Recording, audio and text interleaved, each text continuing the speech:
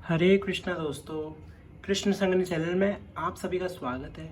आज इस वीडियो में हम अगर शेयर करने वाले हैं कि नवरात्र की जो महाअष्टमी आती है या फिर आप महानवमी आती है उस पर आप हवन कैसे करें। दोस्तों, इस वीडियो में हम आपको समझाएंगे कि हवन क्या है, किन सामग्रियों को मिलकर हवन सामग्री बनाई जाती है और दोस्तों हवन किस प्रकार से करना है आपको। तो दोस्तों, अगर आपको वीडियो पसंद आए तो वीडियो को लाइक कीजिएगा, चैनल को सब्सक्राइब कीजिए और दोस्तों वीडियो को पूरा वॉच कीजिएगा, आधा अधूरा वॉच मत कीजिएगा, जिससे आपको संपूर्ण जानकारी मिल पाए। क्योंकि अगर आप आधा अधूरा देखेंगे तो आपको जो हवन का पूरा फल है वो नहीं मिलेगा। दोस्तों चलिए दोस्तों वीडियो को शुरू करते हैं। सबसे पहले हम बताएंगे आपको कि हवन क्या है। दोस्तों, हवन एक यज्ञ कर्म है जो आप देवताओं को सीधा प्रदान करते हैं। मतलब जो हवन कुंड होता है दोस्तों, ये हमने हवन कुंड यूज़ किया है।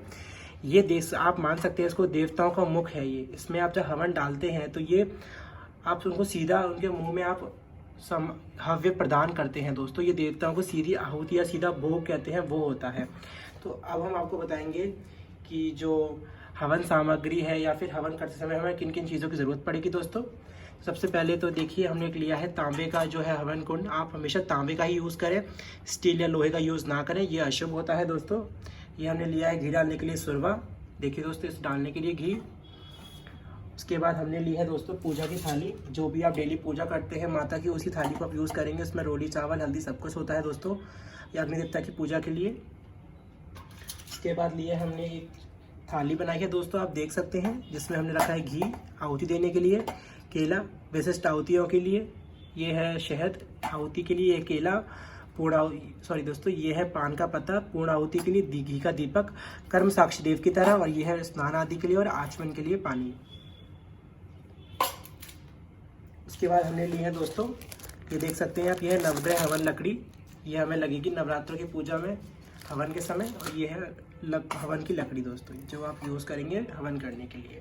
और दोस्तों, ये है गाय के गोबर के उपले, ये भी आपको यूज़ करने पर ध्यान रखिएगा दोस्तों, जो हवन की लकड़ी है और ये है, इनको आप थोड़ा तोड़ लीजिएगा दोस्तों, बीच में से तोड़ लीजिएगा, जिससे कि जो इनके कीड़े वगैरह है वो निकल जाए, और धूप में से सुखा लीजिएगा, जिससे कि इसमें कीड़े वगैरह होने का डर ना रहे। दोस्तों, हमने इनको जो लकड़ियाँ हैं आप देख सकते हैं, इनको हमने अच्छे से मतलब पटक के साफ़ कर लिया था, अच्छे से धूप में सुखा दिया था।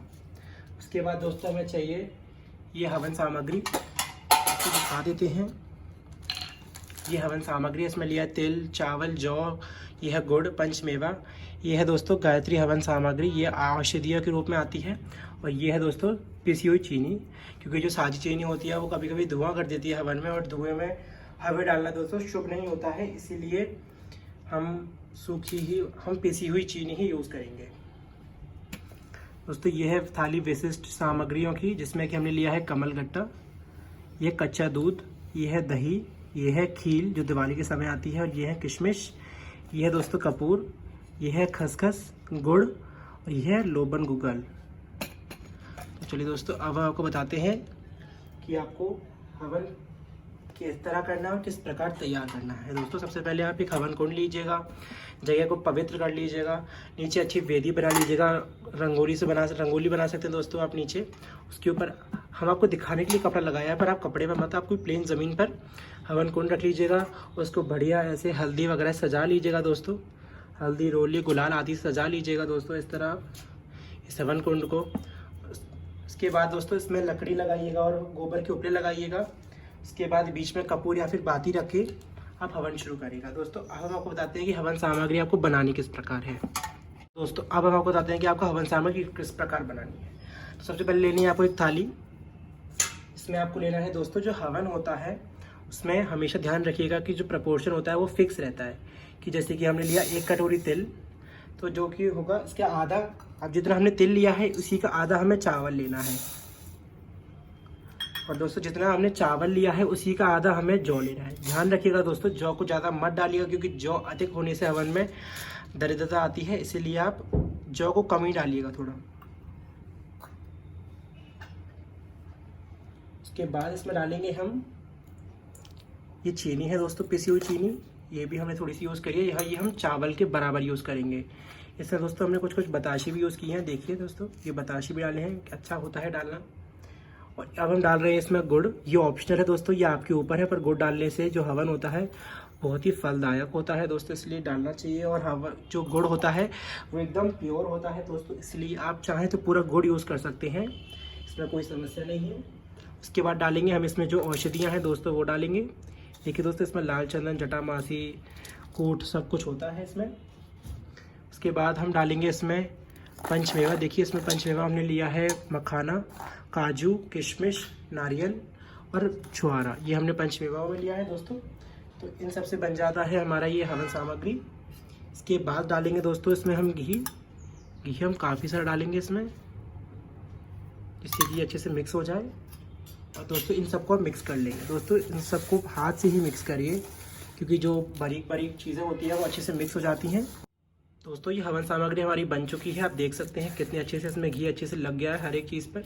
अब हम डालेंगे इसमें कुछ विशेष सामग्रियाँ, जैसे कि ये है लोबान, और दोस्तों ये है गूगल। ये माता की हवन में विशेष रूप से डाला जाता है, ये बहुत ही अच्छा होता है। अब हम सब चीज़ों को मिक्स कर लेंगे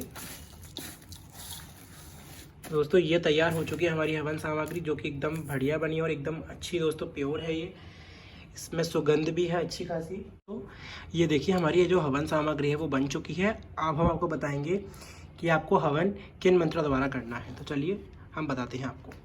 दोस्तों सबसे पहले आपको चौकी बनाकर उस पर जल छिड़क कर उस पर आम की लकड़ियाँ रखनी है, या फिर जो भी आपके पास हवन की लकड़ियाँ उपलब्ध हों वो आप रखिएगा। और अग्नि देवता का आपको ध्यान करना है दोस्तों, ध्यान हम आपको स्क्रीन पर दिखा देंगे, इस मंत्र द्वारा आपको ध्यान करना है। उसके बाद दोस्तों आपको अग्नि देवता का आवाहन करना है, आवाहन का मंत्र भी आपके स्क्रीन पर दिखा देंगे हम। उसके बाद आपको अग्नि देवता को प्रज्वलित करके आपको ये जो स्क्रीन पर जो मंत्र आ रहा है इसके द्वारा आपको उनका पूजन करना है। चंदन, रोली, चावल, उनको फूल चढ़ाना है। ये सब चीज़ें आप हवन कुंड के बाहर करिएगा दोस्तों। फूल, उनको प्रसाद लगाने के बाद जो प्रसाद है दोस्तों वो आप हवन कुंड में डाल सकते हैं, उनको ऋतुफल चढ़ाएंगे वो आप बाहर रखेंगे। धूप दीप दिखाइएगा आप हवन या फिर अग्नि देवता को दोस्तों। उसके बाद आपको सुरवा से घी की आहुति देनी दोस्तों, ये होती है सुरवा, इससे आपको आहुति देनी होगी घी से। सबसे पहले होगी आपको ओम प्रजापतये स्वाहा इदम प्रजापतये, ये आहुति दोस्तों आपको बिल्कुल शांत होकर देनी होती है, इससे आपको बोलना नहीं होता ये मंत्र बस आपको मन ही मन में बोलना होता है। इस आहुति के बाद आपको बोलना है ओम इंद्राय स्वाहा इदम इंद्राय, ये भी दोस्तों घी की ही आहुति होगी। उसके बाद आपको बोलना है ओम अग्नये स्वाहा इदम अग्नये। उसके बाद सोमाय स्वाहा इदम सोमाय, ओम भू स्वाहा इदम अग्नये, ओम भुव स्वाहा इदम सूर्याय। तो दोस्तों ये 7 आहुतियाँ होने के बाद अब आपको करनी है मेन आहुति दोस्तों। सबसे पहले होगी ओम गणेशाय नमः।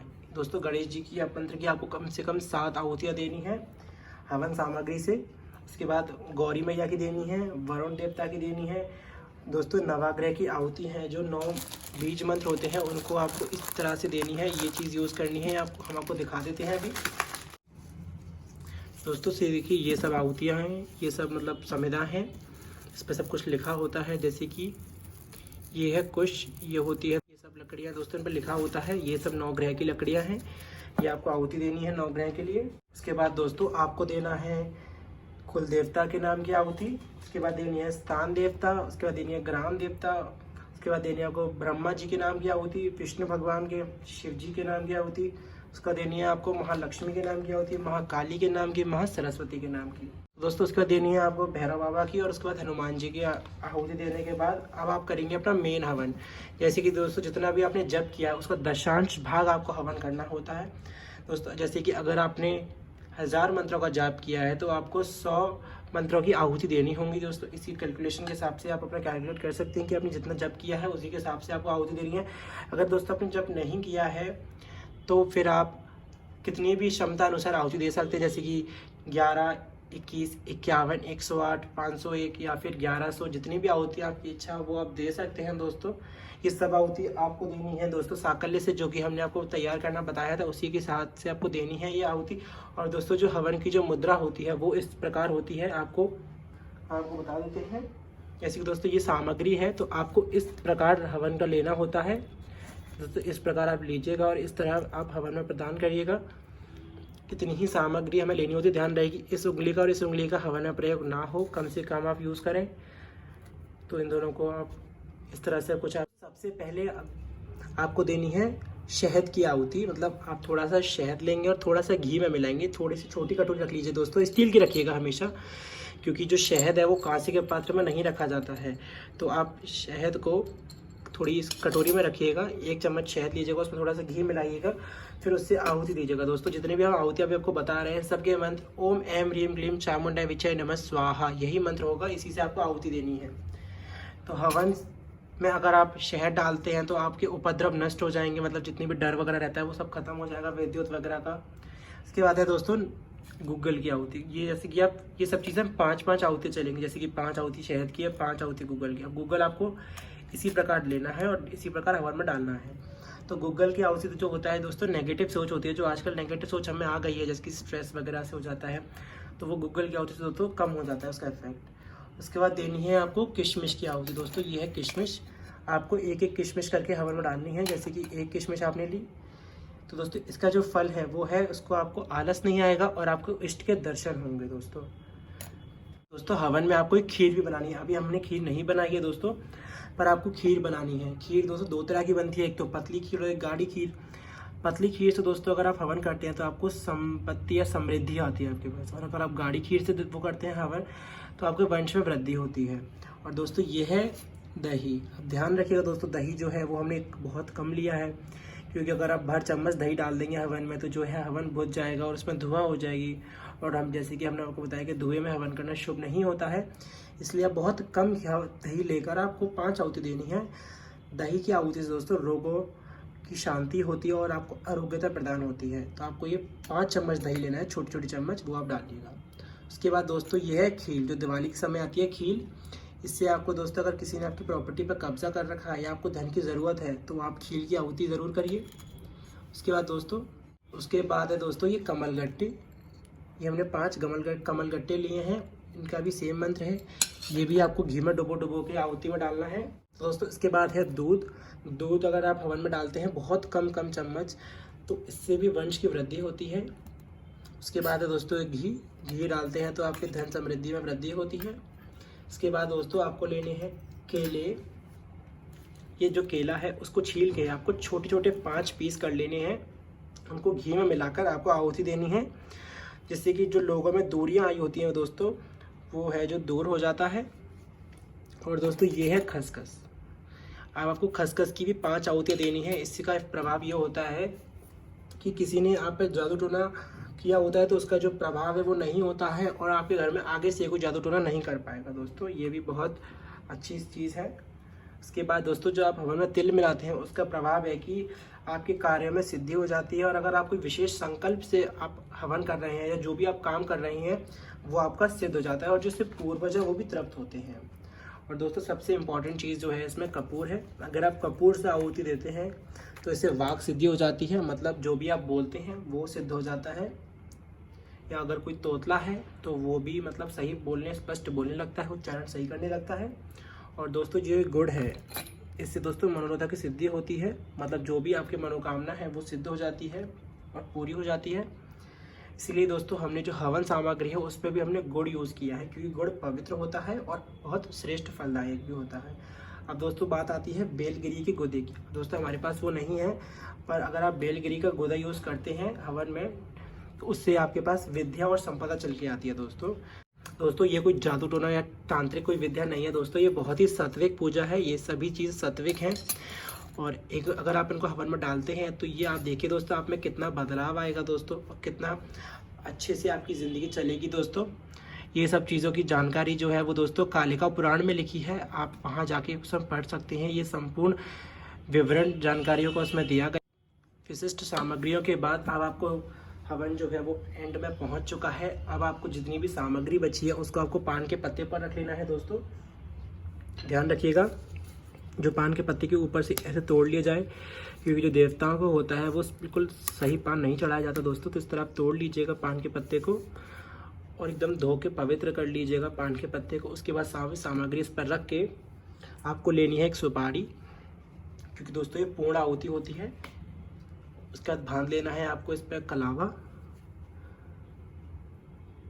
अगर दोस्तों आप नारियल का जो गीदा आता है अगर उससे आहुति दे सकते हैं तो वो भी अच्छा है दोस्तों, पर वो अगर आपको अवेलेबल नहीं है फिर आपको या फिर सुविधा नहीं है उस चीज़ की, तो आप इस तरह से भी, या फिर छोटे हवन आप कर रहे हैं उसमें आप सामग्री रखिए पान के पत्ते पर, उस पर सुपारी रखिए और आप ऐसे हवन देवता को प्रदान कर दीजिए दोस्तों। जैसे कि सामग्री है उसको आप रख लीजिएगा इसके ऊपर, उसको ऐसे करके आपको देनी है पूर्ण आहुति।